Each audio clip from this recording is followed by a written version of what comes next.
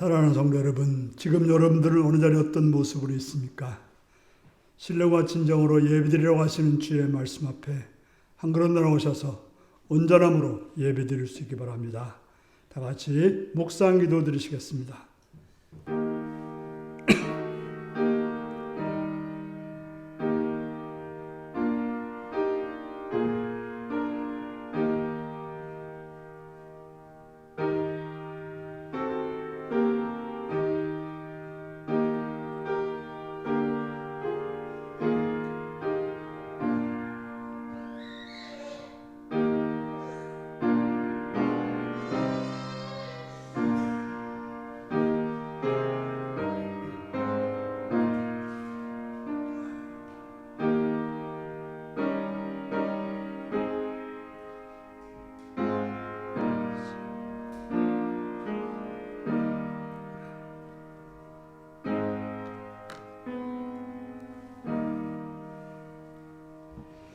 사도신경으로 우리의 신앙을 고백하시겠습니다. 나는 전능하신 아버지 하나님, 천지의 창조주를 믿습니다. 나는 그의 유일하신 아들, 우리 주 예수 그리스도를 믿습니다. 그는 성령으로 잉태되어 동정녀 마리아에게서 나시고 본디오 빌라도에게 고난을 받아 십자가에 못 박혀 죽으시고 장사된 지 사흘 만에 죽은 자 가운데서 다시 살아났으며 하늘에 오르시어 전능하신 아버지 하나님 우편에 앉아 계시다가 거기로부터 살아있는 자와 죽은 자를 심판하러 오십니다. 나는 성령을 믿으며 거룩한 공교회와 성도의 교제와 죄를 용서받는 것과 몸의 부활과 영생을 믿습니다. 아멘. 찬송가 26장을 부르시겠습니다.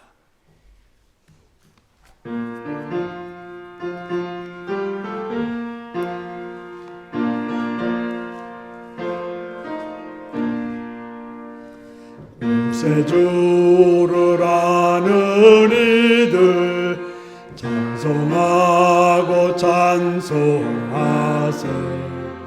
맘과 뜻과 힘 다하여 경배드리세. 주를 알지 못한 이들 주가 친히 그의 피로 구속하니 찬송 부르세. 약한 사람 도움받아 시험 중에 참게 되니 모든 죄를 이기는 믿음뿐이라. 진리되신 우리 주는 영원토록 변함없네. 성도들아 주를 믿어 길이 섬기세.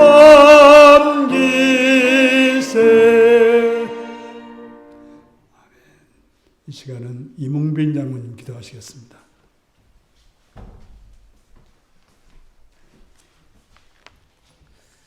사랑과 은혜가 풍성하신 하나님 아버지, 오늘도 복 주셔서 하나님께 예배드리는 자리에 서게 하심을 감사드립니다.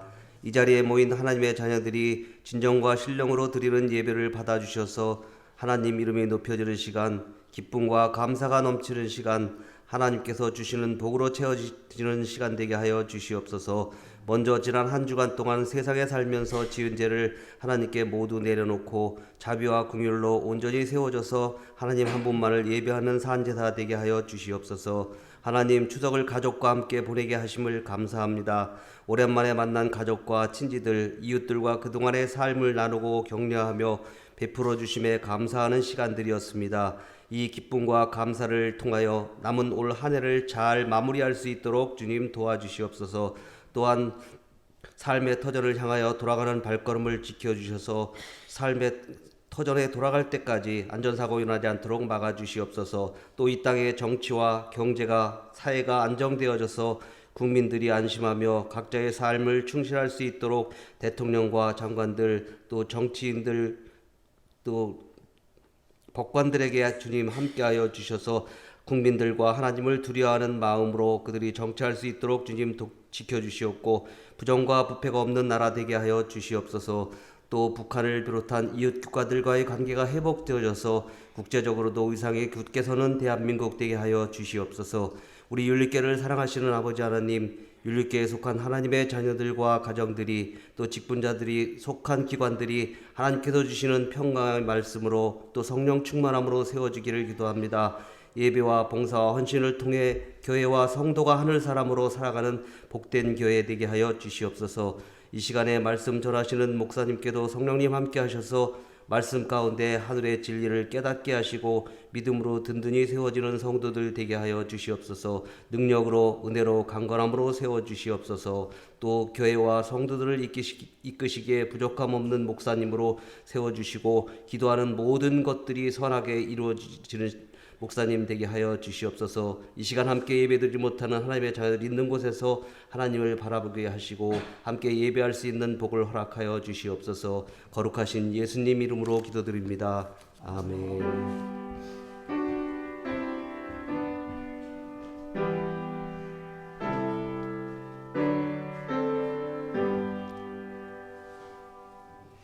이 시간 우리에게 주신 하나님 말씀은 고린도전서 3장 10절에서 20절까지 말씀입니다.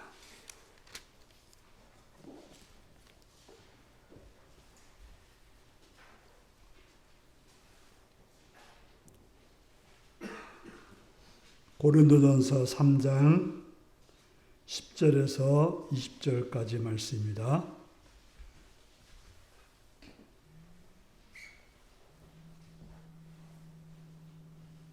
교독하시겠습니다. 내게 주신 하나님의 은혜를 따라 내가 지혜로운 건축자와 같이 터를 닦아둠에 다른 이가 그 위에 세우나 그러나 각각 어떻게 그 위에 세울까를 조심할지니라.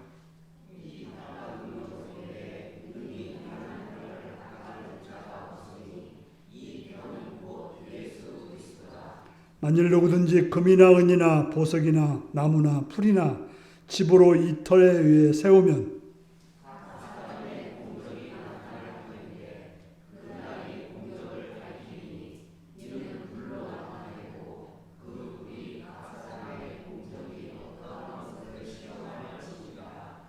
만일 누구든지 그 위에 세운 공적이 그대로 있으면 상을 받고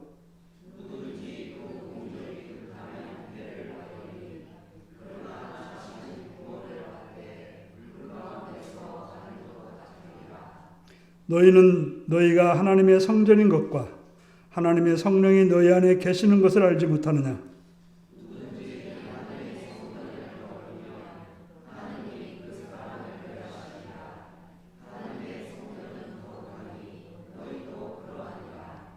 아무도 자신을 속이지 말라. 너희 중에 누구든지 이 세상에서 지혜 있는 줄로 생각하거든 어리석은 자가 되라. 그리하여야 지혜로운 자가 되리라.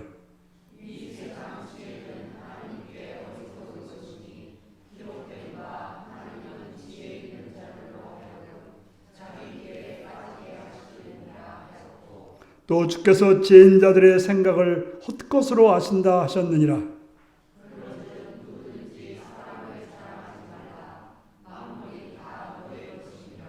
바울이나 아볼로나 게바나 세계나 생명이나 사망이나 지금 것이나 장래 것이나 다 너희의 것이요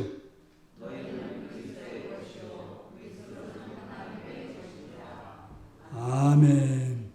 다 같이 어린이를 위한 기도를 드리시겠습니다. 자비로우신 아버지의 사랑을 찬양하며 감사합니다. 하나님께서 어린이를 이 땅에 태어나게 하시고 그들을 통해서 은혜와 사랑을 베풀어 주심을 감으로 감사드립니다. 율리교 가운데 어린이들을 또 보내주셔서 가정들을 세우시고 또 가정들을 통해서 하나님의 뜻을 나타내심을 감사드립니다. 주님, 이 어린이들을 기억하시었고 하나님의 사랑과 은혜와 복으로 채워주셔서 건강하며 지혜로우며 밝으며 아름다우며 선하게 자랄 수 있도록 도와주옵소서. 부모들에게 지혜를 더하시옵시며 부모들에게 능력을 더하시옵시며 부모들에게 여유와 또 관용으로 자녀들을 잘 영역하여서 하나님께는 영광이요 또 이 땅에 복되게 쓰여질 수 있는 복된 자가 되도록 도와주시옵소서. 또한 그들이 거하는 환경들을 지켜주시옵고 하나님의 뜻 가운데 악한 것들이 틈타지 없도록 막아주시옵시며 선하신 주님의 뜻이 그들의 생애 동안 충만히 나타나도록 도와주옵소서. 거하는 학교와 또한 집과 여러 상황들 가운데 하나님의 보호하심이 그들 속에, 그들의 만남 속에, 그들이 보는 것 속에, 그들이 경험하는 것 속에 함께하여 주시옵기를 간절히 바라오며 예수님의 이름으로 기도드리옵나이다. 아멘. 이제 다 같이 일어나셔서 찬송가 210장으로 찬양을 들으시겠습니다.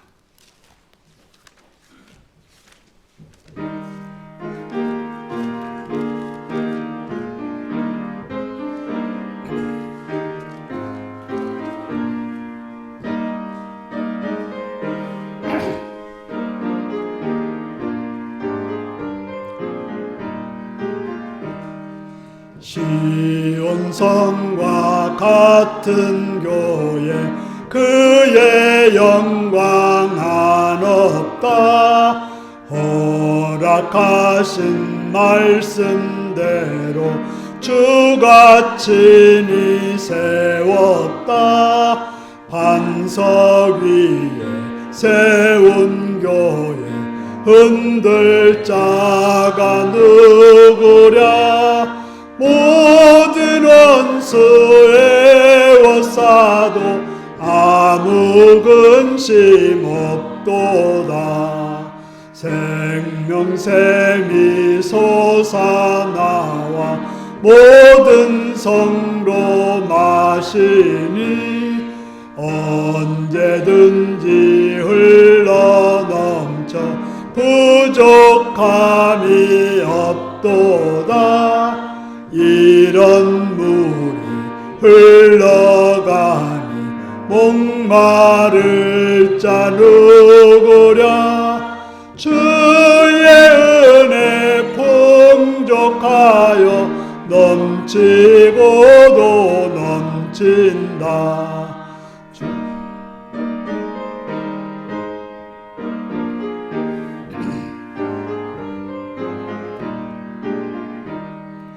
주의 은혜 내가 받아 시온 백성 되는 때 세상 사람 비방해도 주를 찬송하리라. 세상 헛된 모든 영광 아침 안개 같으나 주의 자녀 받을 복은 영원 무궁하도다.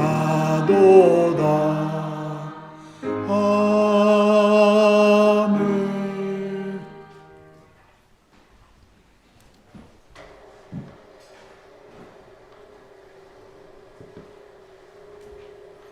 사랑하고 축복합니다.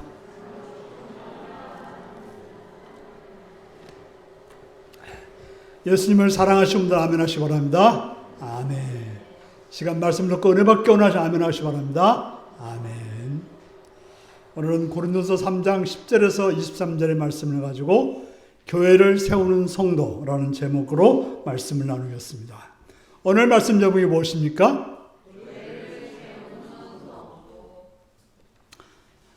바울은 교회가 세워지는 과정을 농사로 비유해서 말씀하였습니다.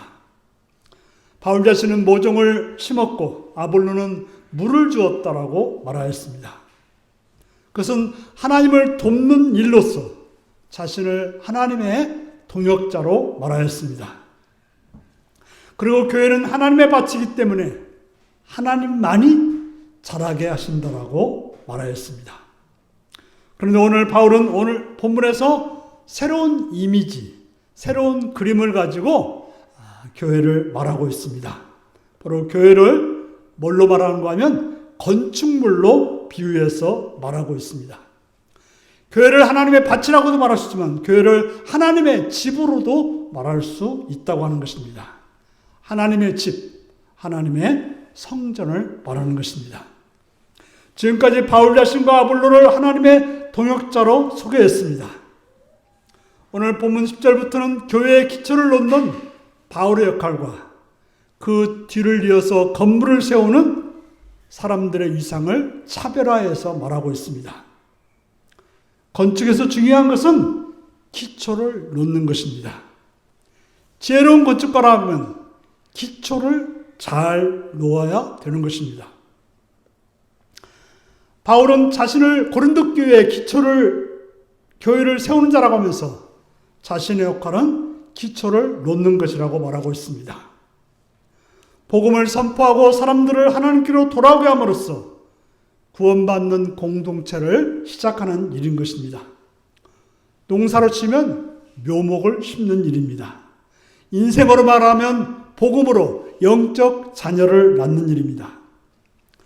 바울이 닦은 교회의 터는 예수 그리스도입니다.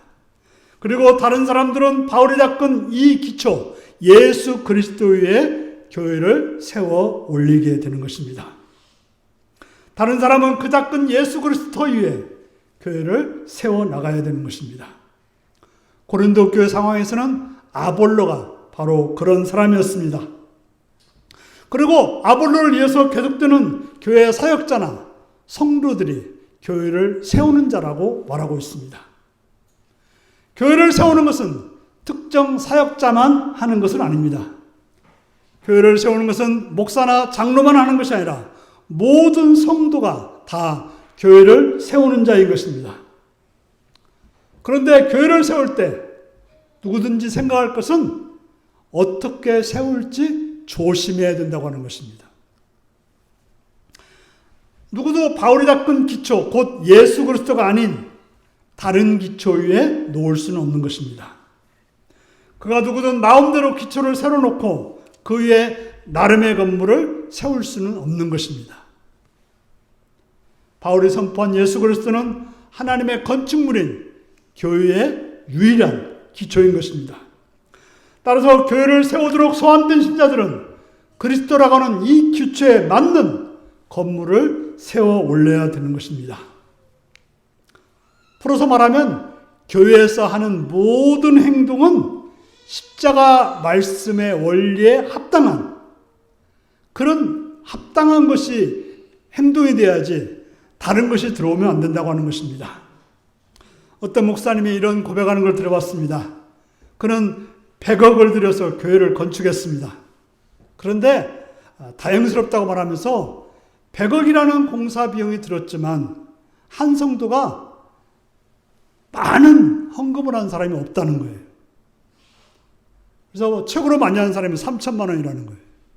그래서 교회가 커다란 문제가 없이 성장했다고 합니다. 무슨 말일까요? 한 사람이 많은 액수, 만약에 100억 중에 10억을 했다. 100억 중에 20억을 했다. 그러면 예수의 말씀은 사라지고 그 사람이 중심이 되어서 교회를 자주하게 된다고 하는 것입니다. 그러면 그 교회는 바르게 세워질 수 없어서 누구의 교회로 될 가능성이 있어요. 예수 그리스도의 교회가 아니라 어떤 장로에게 어떤 집사의 교회가 될 수 있다고 하는 것입니다.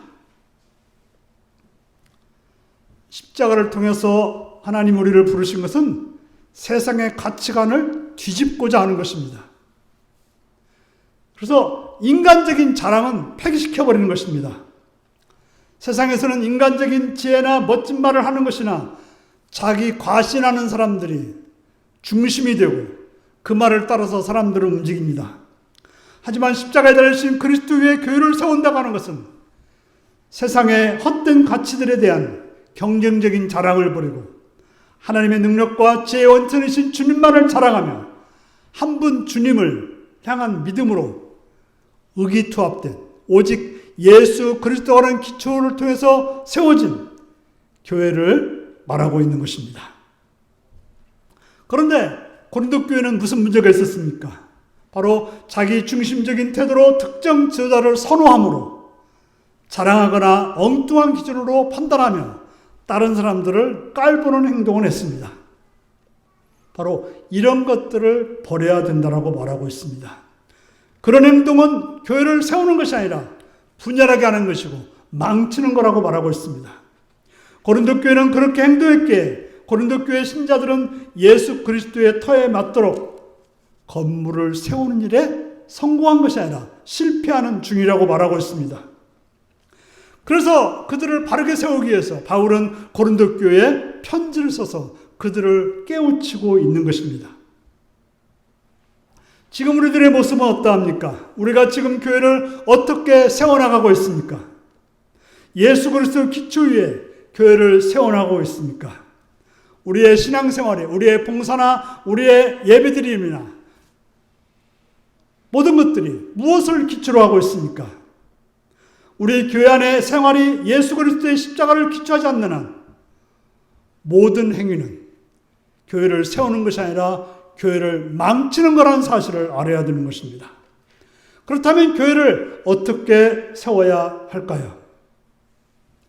건축을 하면 다양한 건축 자재가 필요합니다. 물론 저에게는 거의 나무가 많이 들어갔고, 그 다음에 유리도 들어갔고, 세면도 들어갔고, 많은 것이 들어갔습니다. 이 건축 자재를 신중하게 골라야 되는 것입니다. 잘못 고르면 쉽게 망가지거나 붕괴할 가능성도 있습니다. 교회를 세우는 것도 마찬가지입니다. 건축 재료를 신중하게 골라야 되는 것입니다. 왜냐하면 불의 심판이 기다리고 있다고 말하고 있습니다. 사람들은 각자 교회를 세우고 그날 곧 심판날에 각자 세운 결과물을 불로 태우는 그런 것이 있게 된다고 말하고 있습니다. 이 불은 정화나 재련의 과정이 아닙니다. 다시 말해 깨끗하게 하거나 순수하게 하는 과정이 아니라 품질 검증을 위해서 심판의 불이 그 집을 통과한다고 말하고 있습니다. 이 불에 의해서 각자가 운명이 둘로 나눠지게 되는 것입니다. 금이나 은이나 여러 보석처럼 불이 타지 않는 재료가 있을 뿐 아니라 나무나 풀이나 지푸라기나 이런 것들은 불에 타버리는 그런 재료도 있다라고 말하고 있는 것입니다. 그래서 자기가 행한 것이 남아있는 사람도 있지만 행한 것들이 다 사라져버리는 그런 경우가 있다라고 말하고 있습니다. 다시 말해서 그들이 행한 대로 보응을 받을 거라고 말하고 있습니다. 바울과 아볼로가 각자 맡겨진 임무를 수행하고 각자 보상을 받았듯이 교회 안의 여러 성도도 자신이 행위에 따라서 보상을 받을 거라고 말하고 있습니다. 바로 각자 한 일이라고 하는 것을 반복해서 표현하는 것은 개인에게 진 책임이 분명히 드러난다라고 말하고 있습니다. 우리가 복음서를 읽어보면 열 처녀가 기름을 가지고 불을 붙이려고 하는데 남의 기름 가지고는 붙일 수 없었고 자기가 준비한 기름만이 사용할 수가 있었다라고 말하고 있습니다. 바로 바울은 마지막 심판을 상기하며 각자 행위를 검증하라고 권고하고 있습니다. 왜냐하면 각자 자기가 행한 것으로 짐을 질 것이기 때문이라고 말하고 있습니다. 심판의 핵심 기능 중 하나는 지금 우리에게 감추어진 진실, 행위의 본질을 드러내는 것입니다. 바로 심판 때는 우리가 어떤 일을 그것이 진실한지 그 행위의 본질이 무엇인지가 밝히 드러난다고 하는 것입니다. 바로 추수할 때 알곡과 쭉정이가 갈라지듯이 갈라지게 된다고 말하고 있습니다. 이 땅에서는 사람을 속이는 일은 얼마든지 가능합니다. 교회에서 천사처럼 보일 수 있고 충성하는 자처럼 보일 수 있지만 심판 때는 그 행위가 백일하에 드러나게 될 것입니다. 모든 행동이 불에 의해 드러나게 될 것입니다. 각자 한 일, 현재 각자가 수행한 일의 진정한 속내를 심판의 불이 검증할 거라고 말하고 있습니다. 그러므로 교회를 세우는 일은 심판이라고 하는 엄연한 사실을 생각하며 행동해야 하는 것입니다. 그러면 어떤 재료는 타는 재료이고 어떤 재료는 타지 않는 재료일까요? 우리가 눈에 보이는 것들은 금이나 은은 타지 않습니다. 나무나 풀은 탈 것입니다. 그러나 우리가 교회를 세우는 일에서 어떻게 그것을 구분할 수 있을까요? 하지만 바울은 고린도 교인들도 우리들도 대충 알고 있다라고 생각하고 있는 것입니다. 다시 말해서 공동체의 건강을 위해서 유익한 행동을 하는 것은 심판의 불을 견디는 그런 재료가 될 것이고, 반대로 공동체를 해치는 행동은 불에 타버리는 그런 재료로 집을 짓는 행위가 될 것입니다. 바울의 의도는 구체적인 행동 방식을 설명하는 것이 아니라 우리의 행동에 엄중한 심판이 있다는 것을 말해주고 있는 것입니다. 이를 토대로 두렵고 떨림으로 교회를 세워나가야 된다고 말하고 있습니다.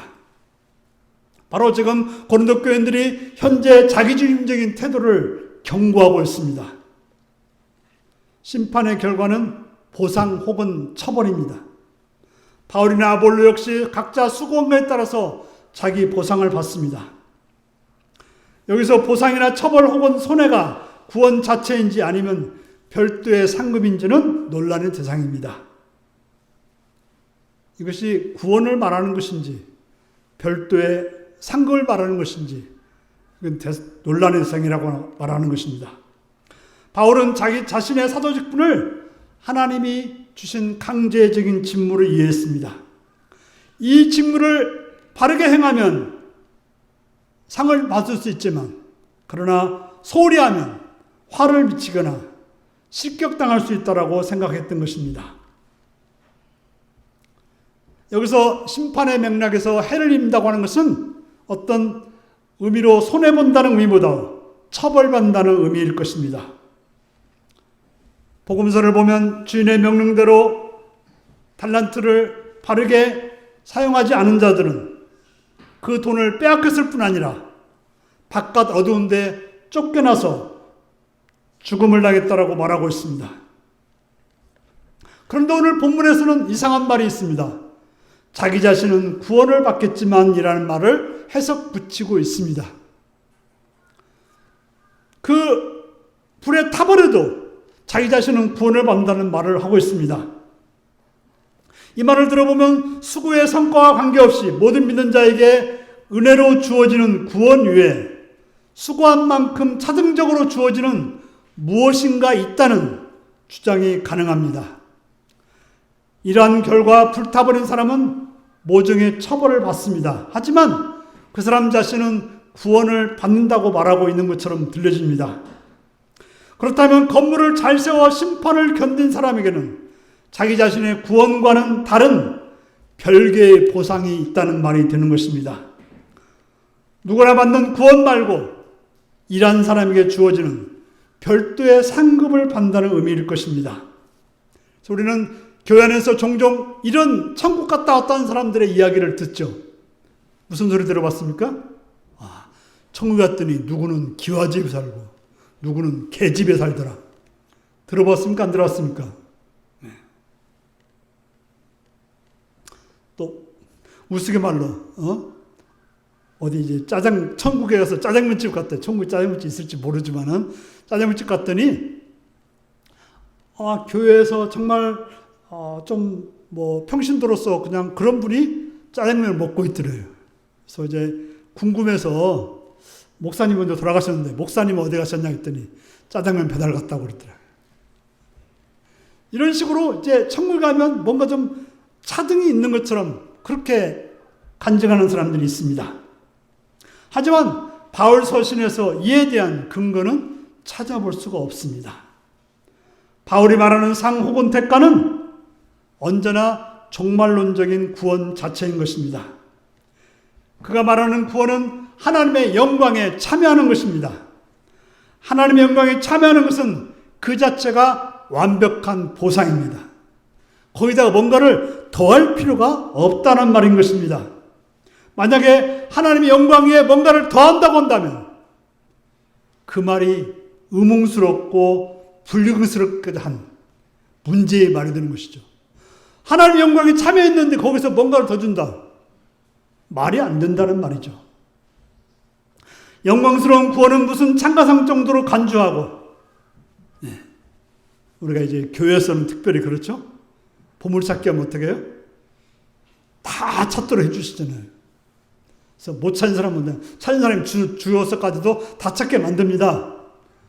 그러나 천국에서 영광스러운 구원이 그런 정도로 간주하고 그 위에 이 땅에서 잘한 사람에게는 무슨 상급을 준다고 하는, 이것은 영광스러운 구원에 대한 심각한 오해인 것입니다.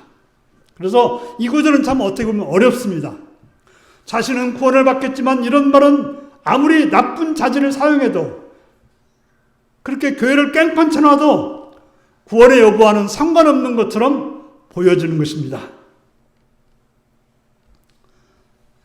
하지만 성경은 불순종한 자들은 종말론적인 파멸이라고 하는 그 말과는, 그렇게 말하는 바울의 말과는 전혀 맞지 않는 것입니다. 17절에서 성전을 파괴하려 드는 사람에게 하나님이 그 사람을 파괴하실 것이라고 하는 17절의 경고부터 그런 해석을 막습니다. 바로 성전을 파괴하는 자는 하나님이 그를 파괴하신다라고 말하고 있습니다.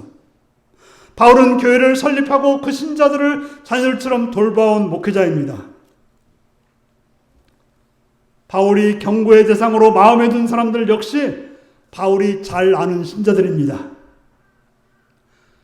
바울이 잘하는데, 정말 잘하는 성도들이 지금 잘못된 가고 있다고 해서 그들을 어떻게 해요?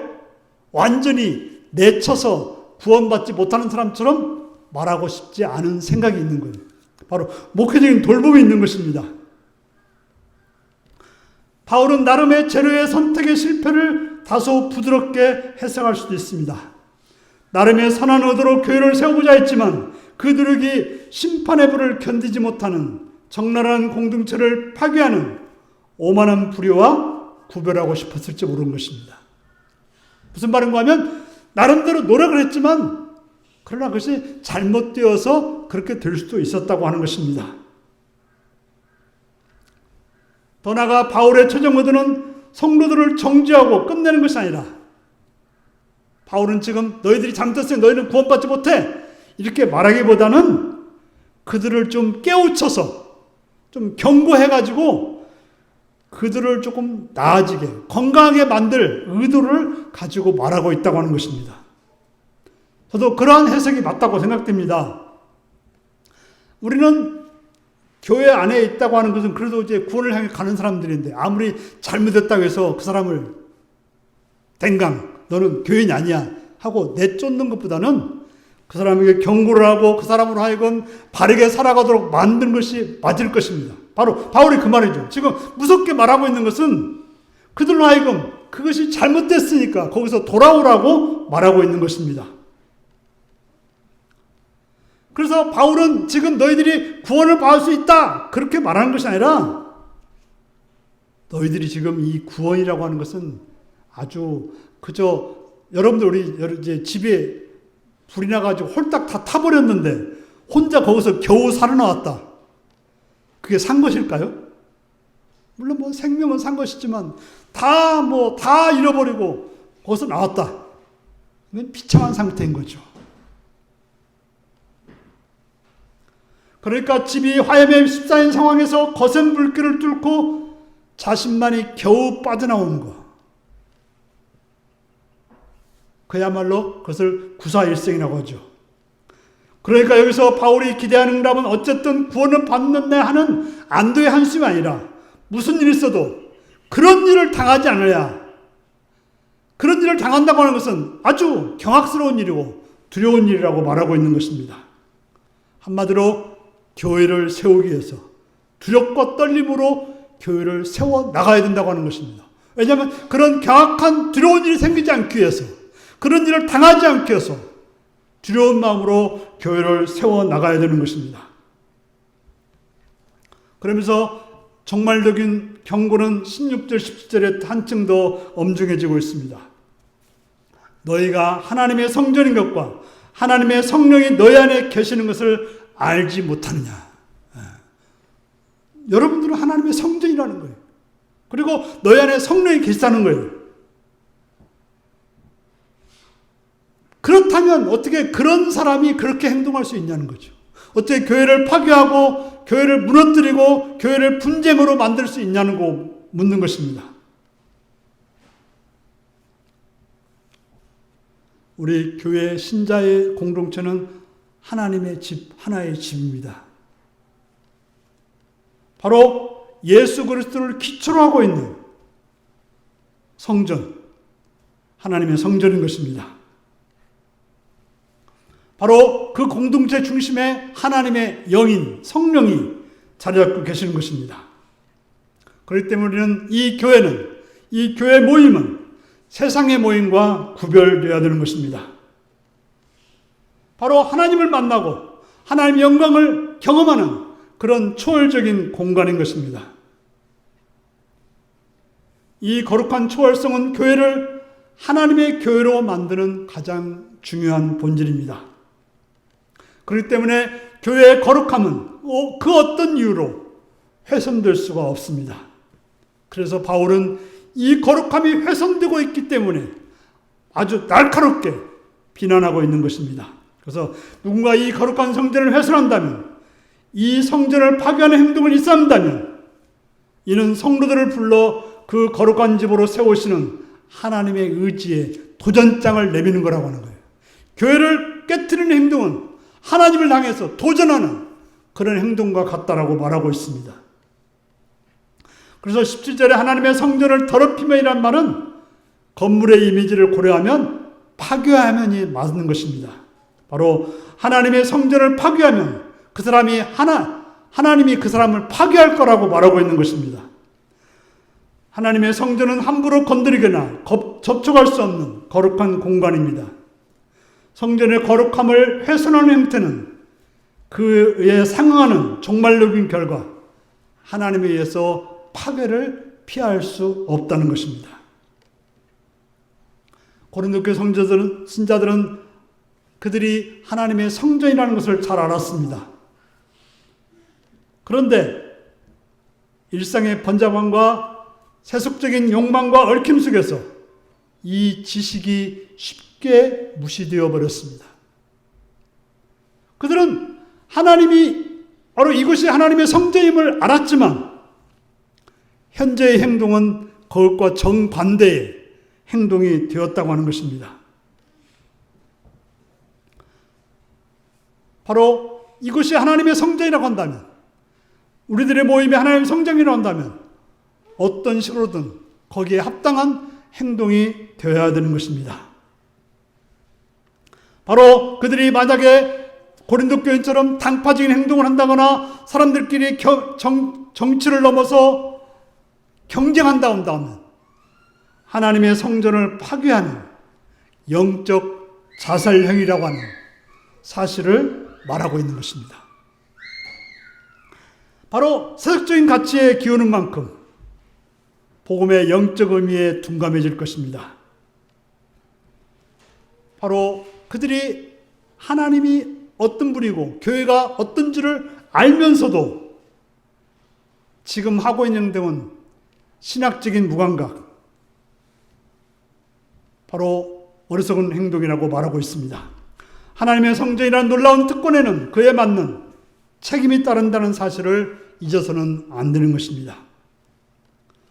왜냐하면 하나님의 성전은 거룩하기 때문입니다. 그리고 우리는 그 성전이기 때문에 그렇습니다. 여러분이 바로 성전입니다라는 지적에는 하나님이 부여하신 거룩한 정체성을 망각한 성도들의 아둔한 대한 바울의 안타까움이 여실히 묻어나고 있습니다. 여러분들이 하나님의 성전인데 왜 이러냐는 것이죠. 지금처럼 경쟁과 분열의 태도로 성전을 파괴하는 행동을 일삼는다면 하나님은 그들을 멸망시킬 거라고 말하고 있습니다. 그냥 사람들의 모임이라면 경쟁과 분열로 자신을 드러내고 높일 수 있을 것입니다. 하지만 신자들의 모임은 거룩한 성전이라는 초월의 자리이기도 한 것입니다. 이 성전에서 서로 경쟁하고 갈라지는 형태는 성전이라는 자신의 모습을 파괴하는 영적 자해, 자신의 몸을 죽이는, 자신의 몸을 찌르는, 자신의 몸을 가르는 그런 영적 자살과 같은 것입니다. 물론 이런 하나님에 의한 종말론적인 파괴를 자처하는 일일 것입니다. 그러므로 우리 신자들은 자신의 행동이 교회를 세우는 일이 되도록 조심해야 될 것입니다. 곧 그리스도라는 유일한 터에 맞게 교회를 세우는 법을 연습해야 될 것입니다. 그래서 18절은 그러므로 아무도 자기 자신을 속이지 말라고 말하고 있습니다. 알면서도 실천하지 않는 자는 자기를 속이는 것이고 착각하고 있다고 경고하고 있습니다. 알면서 하지 않는다고 하는 건 참으로 자기를 속이는 것이고 또 다른 사람을 속이는 그런 행동이 되는 것입니다. 죄라고 하는 것은 나를 속여 욕망을 따르게 하고 사악한 지도자들은 순진한 신자들을 속여 자기 욕망을 채우고 뱀은 하와를 속여 하나님의 명령을 어기게 만들었습니다. 이런 거짓말쟁이들이 우리들 중에도 많습니다. 그런 말에 속아 착각에 빠지기도 합니다. 세상의 지혜로움이 하나님의 지혜인 양 착각하기도 합니다. 이런 오만하고 공허한 착각 속에서 그들은 자기 나름의 교만한 지혜를 집착하고 불가분의 교회를 깨는 경쟁과 분쟁으로 이어지는 것입니다. 그래서 뭐라고 합니까? 차라리 어리석은 사람이 되라고 말합니다. 왜 그렇습니까? 이 세상에 잘났다는 모든 지혜는 하나님 앞에서 어리석음에 지나지 않기에 그렇습니다. 좀 세상에서는 좀 어수룩해도 하나님의 지혜를 따르라는 말인 것입니다. 그저 세상에서 잘나려고 하다가 하나님의 지혜를 잃어버리는 그런 어리석은 자가 되지 말라고 하는 것입니다. 세상의 지혜를 나타내면 나타날수록 하나님의 지혜와 그의 삶의 방식은 어리석게 느껴지는 것입니다. 세상 사람들에게 우리가 하는 행동은 어리석기 짝이었고 정말 말도 안 되는 사람이라고 말할 것입니다. 어떤 사람들은 겉으로는 하나님의 지혜란 맹문을 내세우지만 실제로는 세상의 지혜를 가지고 살아가는 사람들이 있습니다. 그 사람들은 교회 안에서는 신앙 있는 척하지만 실제로 자기를 드러내는 꼭 먹고 알 먹는 그런 사람들이 있습니다. 하지만 이러한 지혜가 지배하는 사회는 경쟁과 분열이 불가피합니다. 이런 경쟁과 분열을 통해 나의 존재를 드러내는 사람들이 많기 때문에 그렇습니다. 이런 혼란스러운 세상 속에서 성도들에게 차라리 이런 세상에서 따라가지 말고 같이 경쟁하지 말고 어리석은 사람이 되라고 말하고 있습니다. 실제보다도 멍청해지기를 애쓰라는 말이 아니라 세속적인 가치를 기댄 경쟁과 분열의 형태를 버리라는 이야기인 것입니다. 바울은 그러면서 한 가지 선언합니다. 모든 세상의 질서가 성도들에게 속했다고 말합니다. 그리고 신자들에게 속한 그 질서에는 놀랍게도 그들이 사모에 맞지 않던 바울이나 아볼로나 게바와 같은 지도자도 속했다라고 말하고 있습니다. 세상의 논리로는 말이 안 됩니다. 우리가 선거 때가 되면 모든 대통령이 될자나 국회의원이 될자나 뭐 지방 자치단체장이 될 자들이 말하기를 뭐라 그래요? 여러분이 주인입니다. 이렇게 말하죠. 실제로 근데 그 자리에 가면 절대 그렇게 하지 않습니다. 그러나 분명한 것은 교회의 지도자는 성도를 섬기기 위해서 있는 존재인 것입니다. 예수님마저도 이 땅에 왜 오셨습니까? 성경을 받으러 온 것이 아니라 섬기러 오셨다라고 말하고 있습니다. 그렇게 누구 편이라고 경쟁하고 분열했던 존재들은 심고 물을 주는 이였지 생명을 자라게 할 능력이 없는 아무것도 아닌 존재라고 바울과 아볼로와 게바를 말하고 있는 것입니다. 오늘 본문은 세속적인 지혜와 하나님의 지혜가 충돌하는 사례를 보여주고 있습니다. 많은 신자는 세속적인 사회의 상식에 따라 사도들을 모종의 권위로 생각하고 그들을 기대어서 자기 존재감을 키우려 했던 것입니다. 신앙이라는 허울 아래 실은 남보다 더 잘나고 싶은 세속적인 욕망을 구현하는 편리한 수단으로 지도자를 사용했습니다. 바로 내가 저 사람을 좋아한다고 하면서 내가 그 사람을 통해서 뭔가를 자기를 드러내는, 종종 보면 이런 말을 들어봐요. 이제 큰 교회 다니시는 분은 뭐라고 하면 나는 어디 교회 다닙니다 이렇게 말을 해요. 그 말 속에는 나는 어디 교회 다니니까 믿을만하다, 신앙이 좋다 이렇게 말하는 거예요. 절대로 그 교회를 다니는 것 자체가 신앙이 될 수 없는 거예요.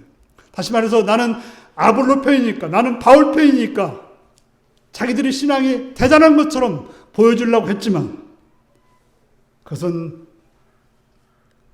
그렇지 않고 악한 행동이라고 말하고 있는 것입니다.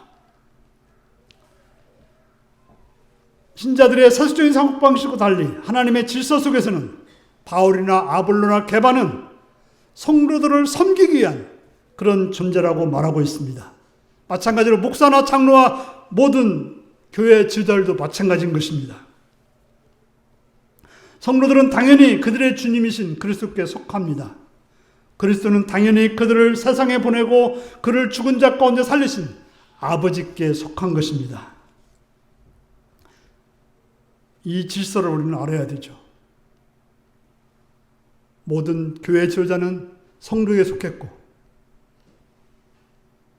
성도는 그리스도께 속했고 그리스도는 하나님 아버지께 속해 있는 것입니다. 사랑하는 성도 여러분, 우리는 교회를 세워나가는 성도인 것입니다. 교회를 세워야 되는 자인 것입니다. 무엇으로 교회를 세워나갈 수 있겠습니까?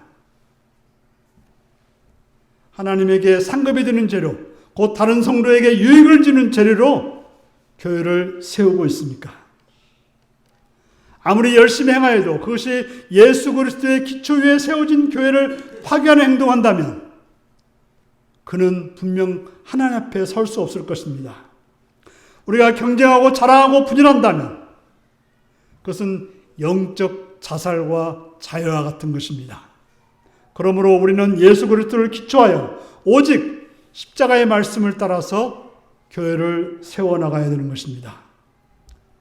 교회는 하나님의 성전이요 거룩한 곳임을 알고 그것을 세우기 위해서 행동하는 성도님들이 되시기를 바랍니다. 기도하겠습니다.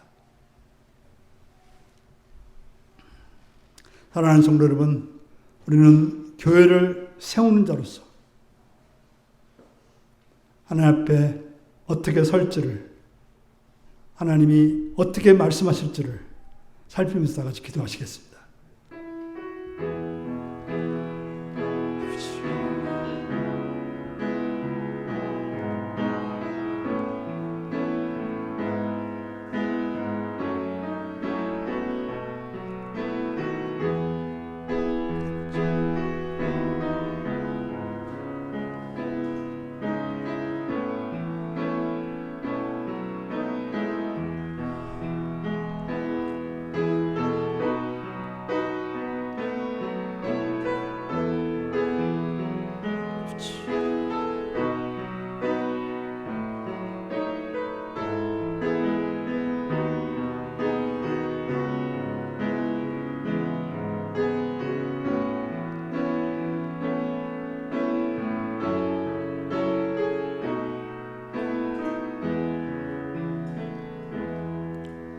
하나님 아버지, 우리는 모두가 교회를 세우는 자임을 알고 조심히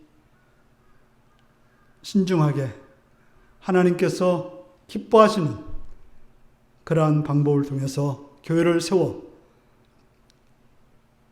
하나님께 영광 드리는 하나님의 영광의 자리에 거하는 복된 성도들이 되게 하여 주시옵소서. 예수님의 이름으로 기도하옵나이다. 아멘. 찬송가 211장을 부르시겠습니다.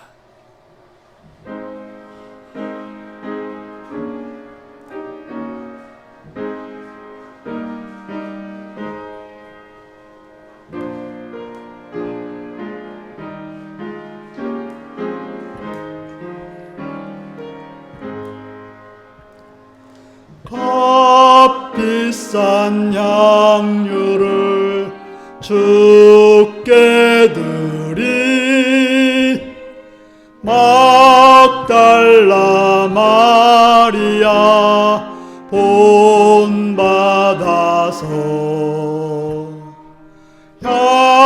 향기로운 산재물 주님께 바치리 사랑의 주 내 주님께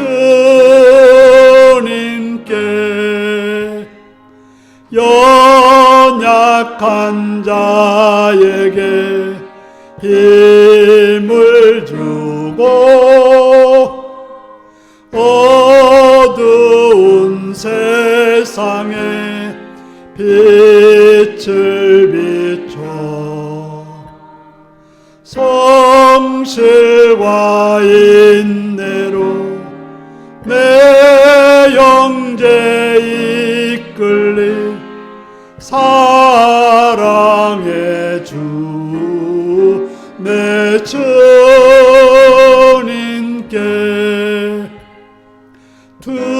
두려운 마음에 소망 주고 슬픔에 쌓인 자 위로하며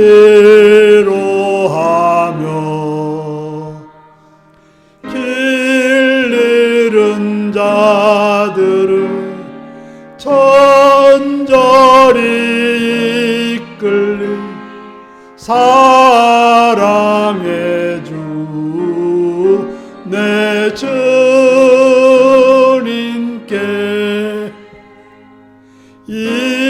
인생의 왕문이 깃들어서 인생의 수고가 끝날 때에 주님을 섬기다 평안히 가리다 사랑의 주 내 주님께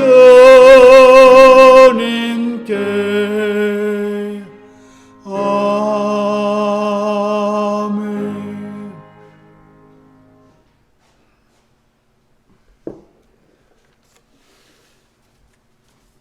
11정금 서성 권사님, 이몽빈 장정순 권사님, 이호희 박춘희 권사님, 오정원 김명수, 김승철 구민진 집사님, 박정자 권사님, 오지영 원찬 집사님 들으셨습니다.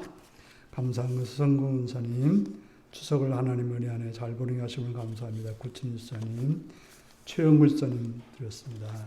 10월달도 허락해 주셔서 감사합니다. 주님과 더욱 친밀해지는 윤리 성도님들이 원합니다. 오정님을 드렸습니다. 유영섭 신비자 권사님 감사를 드렸습니다. 예배드리게 하심을 감사합니다. 이몽빈 장정순 권사님 들으셨고 임민숙 집사님 들으셨습니다. 김명희 집사님 들으셨고 박명훈 성도님 들으셨습니다. 정충은 이수종 집사님 들으셨습니다. 생일 감사한 건 변승춘 집사님 드렸고요. 성경금 이몽빈 장정순 권사님, 오세영 변승춘 집사님, 오정원 김명숙, 이호희 박춘희 권사님, 박정자 권사님 들으셨습니다. 기도하시겠습니다. 참 좋으신 아버지의 사랑과 은총을 찬양하며 감사합니다. 하나님의 사랑 가운데 이 시간도 불러주셔서 저 앞에 예배드리게 하시옵시며 또 하나님이 주인 되시고 모든 것 되시는 믿는 믿음으로 11절을 드린 성길 있사오니 그들을 기억하시고 그들의 믿음에 선하게 응답해 주셔서 복된 은혜로 인도하여 주옵소서. 또한 여러 가지 제목을 가지고 감사한 성교들을 기억하시고 그들의 감사가 그들의 생애에 더 많은 것으로 또 감사할 수 있는 자들이 되게 하시옵시며 하나님 나라의 확장을 위해서 물질들여 헌신한 자들도 있사오니 그들을 기억하셔서 그들의 삶에 하나님 나라가 더욱더 드러나고 또 그들을 통해서 아름다운 일들이 일어나도록 도와주시옵소서. 또한 주일을 드렸습니다. 하나님 주인 되심을 기억하고 또 주 앞에 나오면서 빈손을 오지 않고 드렸사오니 기억하시고 복을 내려주시옵시며 또 함께하지 못하고 함께 드리지 못한 자들 있사오니 그들의 마음을 아셔서 선하게 또 주 앞에 드릴 수 있는 자리까지 나오도록 은혜를 주옵소서. 감사드리오며 예수님의 이름으로 기도드리옵나이다. 아멘. 교회 소식입니다. 오늘은 10월 첫 주지만 찬양 예배를 드리지 않습니다. 명절하기로. 그리고 다음 주일 예배는 교회 창립 113주년 기념주일로 드리겠습니다.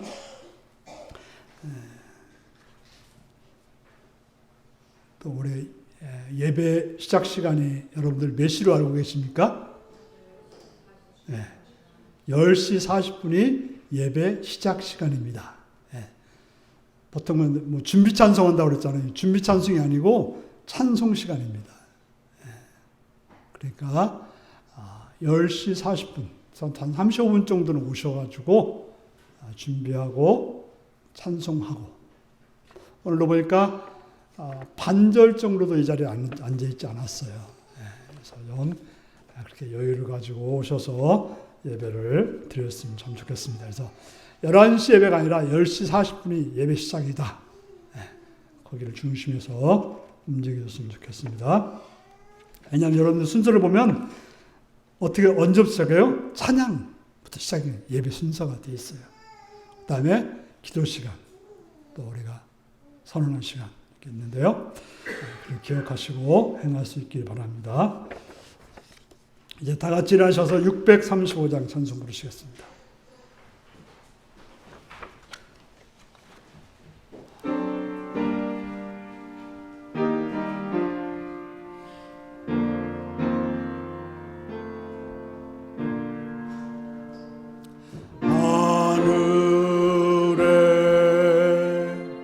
계신 아버지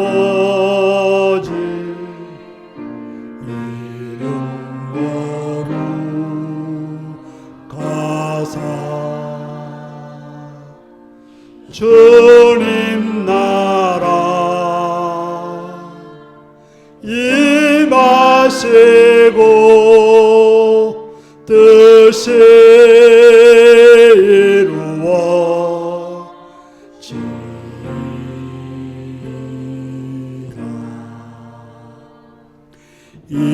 일용할 양식 주시고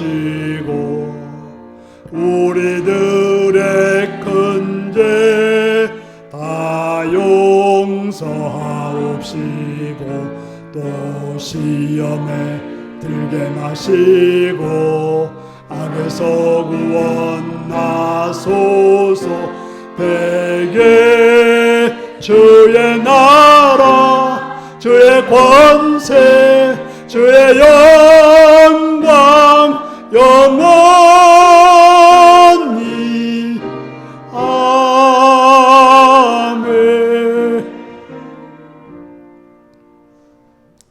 사랑하는 성도 여러분, 여러분들 모두는 교회를 세우는 자임을 기억하시고 하나님이 원하시는 대로 교회를 세워 하늘의 영광에 참여하는 그런 성도들이 되시기를 바랍니다. 지금은 주 예수 그리스도의 은혜와 하나님 아버지의 극진하신 사랑과 성령에 감동하시고 감화하시고 함께하시고 충만하신 역사가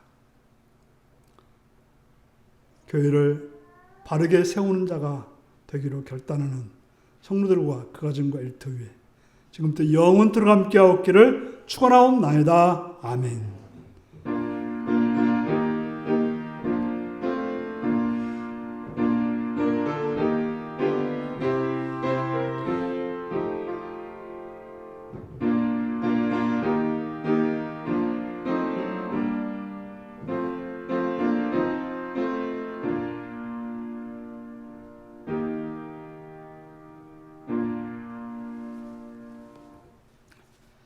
교회를 바르게 세우는 자가 되겠습니다.